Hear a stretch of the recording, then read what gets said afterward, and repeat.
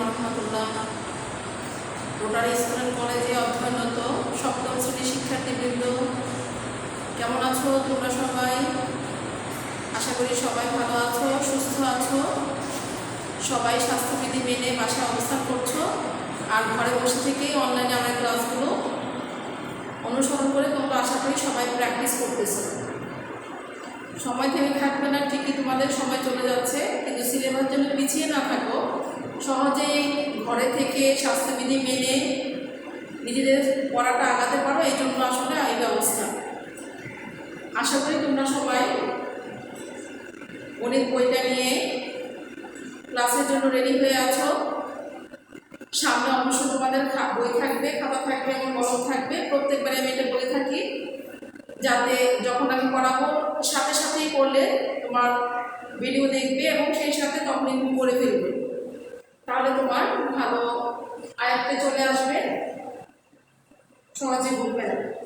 আজকে তোমাদের পড়াবো, মনে পড়ে কিনা গত ক্লাসে তোমাদের 2-এর অনুশীলনীর ম্যাক্সিমাম হয়ে গিয়েছিল, অল্প একটু অংশ বাকি আছে, সেটা আমরা আজকে শেষ করে ফেলব।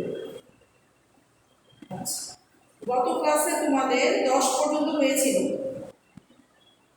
এই অনুশীলনীতে তোমাদের টোটাল 15টা প্রবলেম আছে, আমাদের 10টা এর আগে সলভ হয়ে গিয়েছে, বাকি অংশটুকু আমরা আজকে শেষ করে ফেলব। 11 নম্বরের প্রশ্নটা দেখো, এটা বড় ক্লাসও তুমি গেলে পাবে, খুবই ইম্পর্টেন্ট নিয়মটা।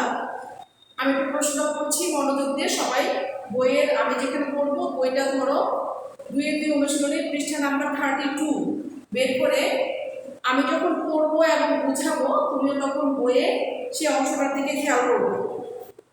খেয়াল করো, একটি দ্রব্য 400 টাকায় বিক্রয় করলে যে ক্ষতি হয়, 480 টাকায় বিক্রয় করলে তার 3 গুণ লাভ হয়।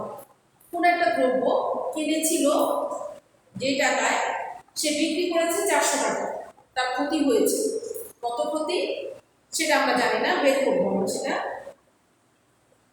যত ক্ষতি হয়, যখন সে 400 টাকায় বিক্রি করার কারণে তার ক্ষতি হলো, অর্থাৎ লস হলো, তখন সে আরো বেশি মূল্যে বিক্রি করলো। কত টাকায়? 480 টাকায়। এতে তার যে পরিমাণ ক্ষতি প্রথমে হয়েছিল তার 3 গুণ লাভ হয়ে গেল। প্রশ্ন হলো দ্রব্যটির ক্রয় মূল্য নির্ণয় করো। আচ্ছা, 11 নাম্বার, আমরা যেহেতু ক্রয় মূল্য আমাদের জানা নেই, তাই প্রথমে আমরা ক্রয় মূল্য ধরে নেব। মনে করি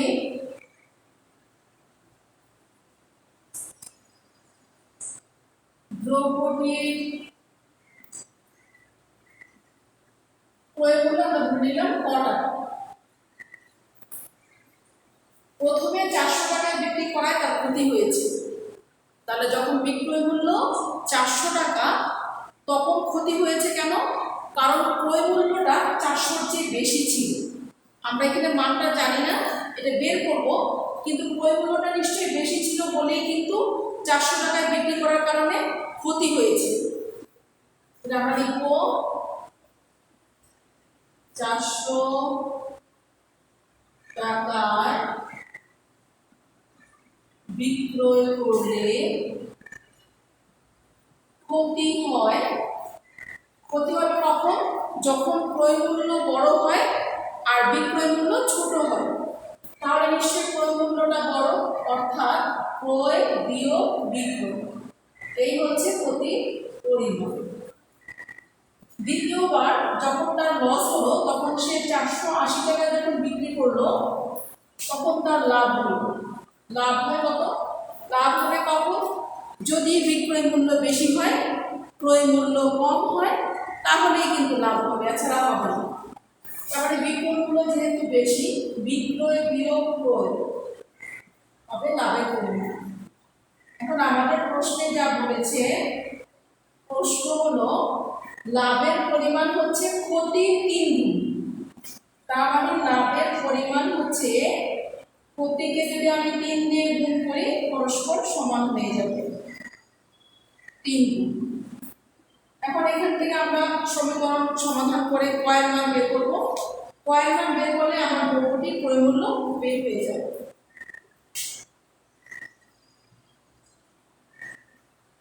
তিন ক বিয়োগ 2 শূন্য শূন্য 3 4 12।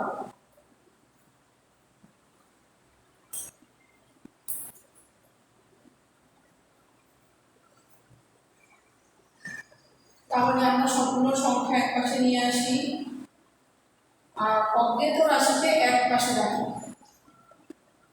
3 ক যোগ শুধু ক, তার মানে 0 8 1680 হলো টাকা আসলো, এদিকে হচ্ছে 4 ক। তাহলে 4 ক সমান 1680। তাহলে কয়ের মান হচ্ছে 80 কে 4 দিয়ে ভাগ দিলে 4 4 16, 4 দুগুণে 8, 4 শূন্য 0। তাহলে আমরা গড় পেয়ে গেলাম 420 টাকা। খেয়াল করো, ক্রয় মূল্য পেয়ে গেছি 420 টাকা। যদি 400 টাকা বিক্রি করে তাহলে কত লস হয়? 20 টাকা লস হয়। আর যখন 480 টাকা বিক্রি করে তখন দেখো 480 আর 420 পার্থক্য হচ্ছে 60 টাকা। তার মানে যে টাকা ক্ষতি হবে তার 3 গুণ লাভ হয়ে যায় যদি 480 টাকা বিক্রয় করা হয়। সুতরাং দ্রব্যটির ক্রয় মূল্য 420 টাকা। এটাই হচ্ছে। এই কোশ্চেনটার পাশে স্টার চিহ্ন দিয়ে রাখবে।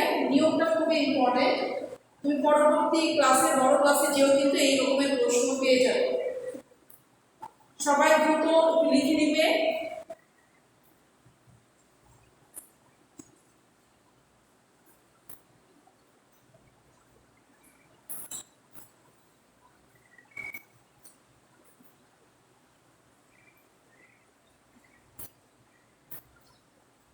আশা করি তোমাদের লেখা হয়ে গিয়েছে।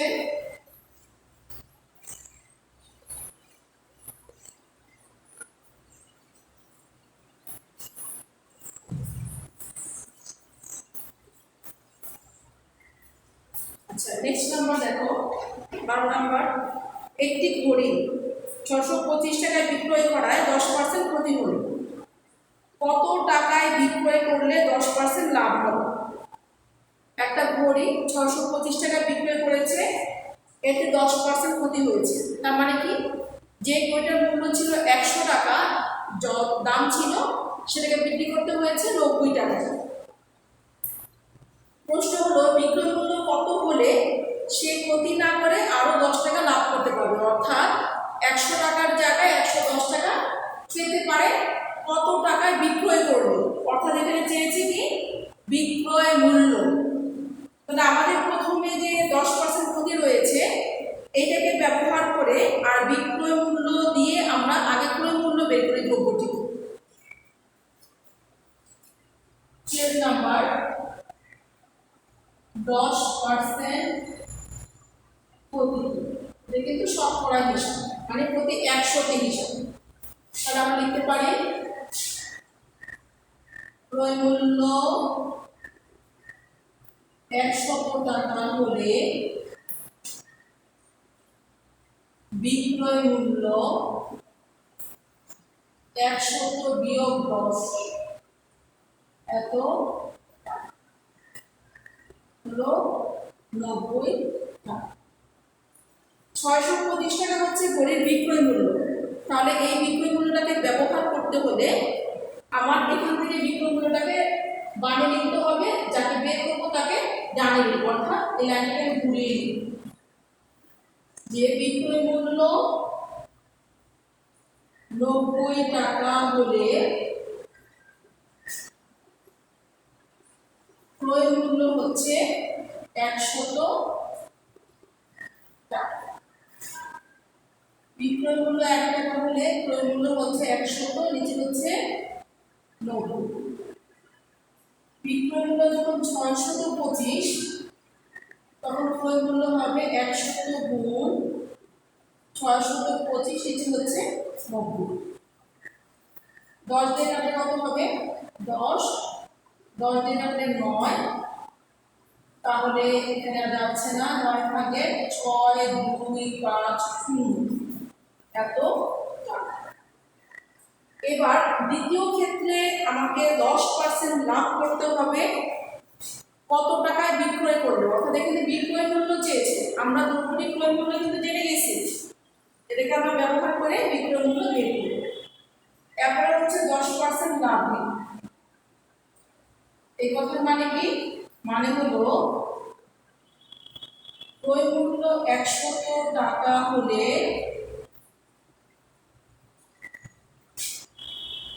বিক্রয় মূল্য হচ্ছে 100 যোগ 10 সমান 110। ক্রয় মূল্য যদি 1 টাকা হয় তাহলে বিক্রয় মূল্য কি হবে? আরো কমে যাবে, কমে গেলে ভাগ হয়ে অর্থাৎ নিচে বসবে। আমরা দ্রব্যটির ক্রয় মূল্য পেয়ে গিয়েছি 9 ভাগের 6250 টাকা। 6250 টাকা হলে বিক্রয় মূল্য হবে, যেহেতু বেড়ে গিয়েছে আগের চেয়ে 1 টাকার চেয়ে বড় হওয়ার কারণে কি হবে? বেড়ে গেলে কি হবে? বিক্রয় মূল্য বেড়ে যাবে। এটা হচ্ছে 9। আচ্ছা, 10 দিয়ে কাটলে কত হবে? 11। 10 দিয়ে 10, 10 দিয়ে কাটলে হবে 625। 625 কে 11 দিয়ে গুণ করে তাকে আবার 9 দিয়ে ভাগ করতে হবে। আচ্ছা, আমরা কাজটা রাখি করছি। 625 কে 11 দিয়ে গুণ করলে 5 2 6, 5 2 6, 5 7 8 6। আচ্ছা, যদি এটাকে আমরা 9 দিয়ে ভাগ দিয়ে আমরা সমস্ত করতে চাচ্ছি, 9 7 নম্বর হচ্ছে 63, 5 7 6 9 54, 3 তারপরে নাম্বার হচ্ছে 5, 3 9 27, 7 আছে 15 হবে, 8 হলে হাতে আছে 1, তাহলে কি হবে? 763 সমস্ত 9 ভাগের 8 এত টাকা। আমরা রাশি করে মানটা শুধু এখানে বসিয়ে দিই। দেখো এখানে করে লিখছি, জায়গা নেই। 763 সমস্ত 9 ভাগের 8 এত টাকা। তার মানে বিক্রয় মূল্য কত হতে হবে? 625 টাকা বিক্রি করলে তার কি হয়? লস হয়। সেটা বিক্রি করতে হবে 763 10 সমস্ত 9 ভাগের 8 টাকা যদি বিক্রি করা যেতে পারে তাহলে 10% লাভ হবে। এটাই কিন্তু সবাই বুকে লিখে লিখে খেয়াল করো। আমরা প্রথমে প্রতিটাকে কাজে লাগিয়ে বিক্রয় মূল্য যেটা নিলাম সেটাকে ঘুরিয়ে দিয়ে আমরা বিক্রয় মূল্যকে ব্যবহার করে ক্রয় মূল্য বের করলাম। নেক্সট টাইম যখন ক্রয় মূল্যে আমাদেরকে 10% লাভ করতে বলা হলো, যে বিক্রয় মূল্য কত হলে 10% লাভ হবে, সেক্ষেত্রে আমরা 10% লাভকে ব্যবহার করে আর যে ক্রয় মূল্যটা পেয়েছি আমরা সেটাকে দিয়ে বিক্রয় মূল্য পেয়ে গেল।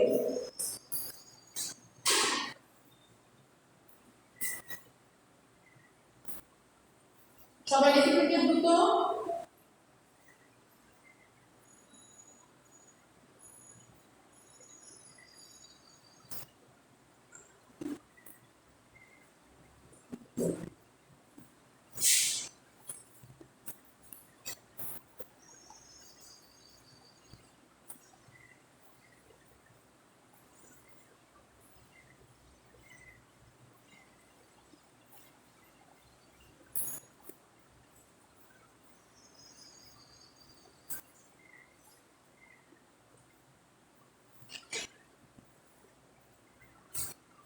আচ্ছা, এরপরে দেখো 13 নাম্বার, এটা বুঝিয়ে দিয়ে তোমরা নিজেরাই পারবে। কোশ্চেনটা দেখো আগে। মাইশা প্রতি মিটার 20 টাকা ধরে 15 মিটার লাল ফিতা ক্রয় করবে। প্রতি মিটার 20 টাকা মানে হচ্ছে 1 মিটার লাল ফিতার দাম হচ্ছে 20 টাকা। এরকম সে 15 মিটার ফিতা কিনবে। ভেটের হার হলো 4 টাকা, অর্থাৎ প্রতি 100 টাকায় তাকে 4 টাকা বেশি দিতে হবে। সে দোকানিকে 500 টাকার একটি নোট দিল। দোকানে তাকে কত টাকা ফেরত দেবে? দোকানে তার ফিতার দাম রাখবে, ভেটের পরিমাণও রাখবে, অর্থাৎ ফিতার টোটাল যে দাম আসবে তার প্রতি 100 টাকার জন্য 4 টাকা করে বেশি নিবে। এখন আমাকে দেখতে হবে যে তার ভ্যাট সহ মূল্য কত আসছে। বাকি টাকাটা দোকানে কি করবে, তাকে ফেরত দেবে। তাহলে দেখো 14 নাম্বারটা দেখো,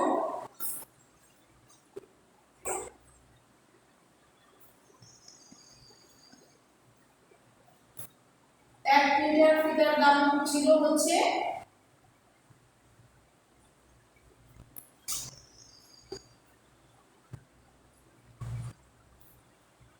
20 টাকা। এরকম সে 15 মিটার ফিতা কিনেছিল।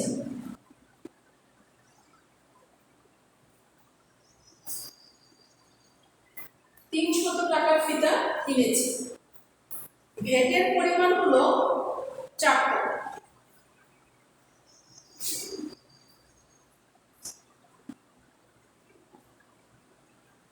তার মানে কি প্রতি 100 টাকায় তাকে ভ্যাট দিতে হয় 4 টাকা। আমাকে আগে বের করতে হবে যে 300 টাকায় ভ্যাট দিবে কত। তাহলে 100 টাকায় ভ্যাট দিতে হয় 4 টাকা। 1 টাকায় ভ্যাট দিবে কত, আরো কম। তাহলে 300 টাকা ফিতা যখন কিনলো তখন ভ্যাট দিবে কত, থেকে বের করি আগে।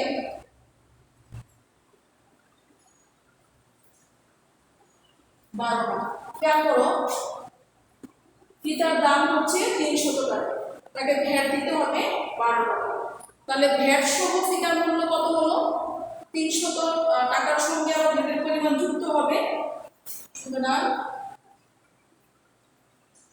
ভ্যাট সহ ফিতার ক্রয় মূল্য আগে ছিল 300, এখন হচ্ছে 12। টোটাল হলো 312 টাকা।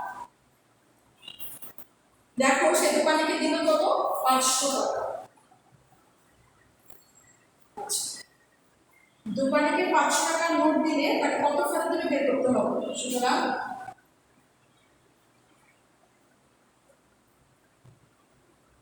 ফেরত দিবে তাকে 500 টাকা, আমরা দেখতে পাচ্ছি বেশি, আর 312 হচ্ছে কম।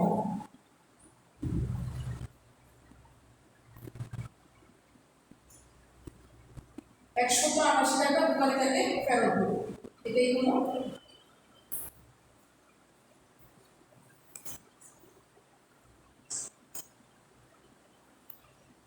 লিখে নিবে দ্রুত।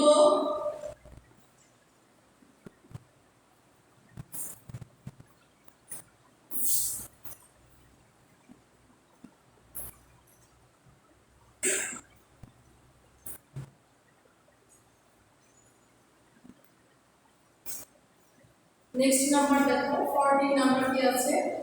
প্রবলেমগুলো খুব ইজি, ছোট ছোট প্রশ্ন, কঠিন কিছু লাগবে না, মনে হবে না, যদি তুমি সহজে বারবার প্রশ্নটা পড়ো, বোঝার চেষ্টা করো কি দেওয়া আছে এবং কি বের করতে হবে তুমি বুঝতে পারো।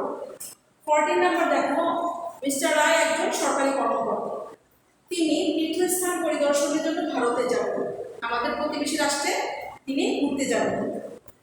যদি বাংলাদেশের 1 টাকা সমান ভারতীয় 0.85 রুপি হয়, তবে ভারতীয় 42,500 রুপির জন্য বাংলাদেশের কত টাকা তার প্রয়োজন হবে।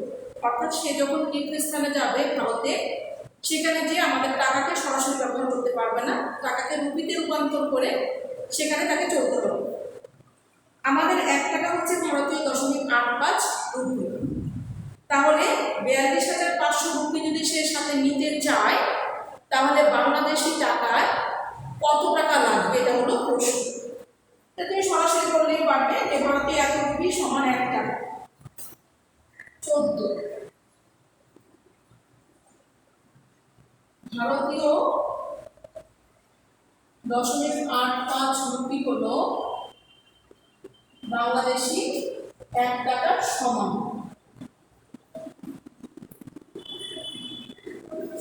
তাহলে ভারতীয় 1 রুপি কত হবে, বাংলাদেশি আরো কম হবে।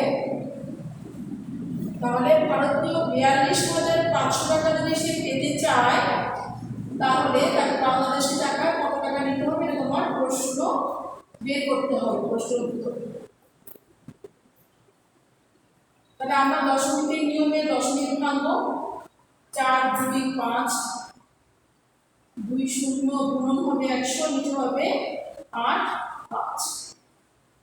আচ্ছা 5 দিয়ে কাটলে 5 × 100 5 × 17 85। এবার এখানে তুমি এটাকে গুণ করে 17 দিয়ে ভাগ দিয়ে রেজাল্টটা চলে আসবে। সবাই সাধারণ নরমাল যে ক্যালকুলেটর আছে সেটা ব্যবহার করবে।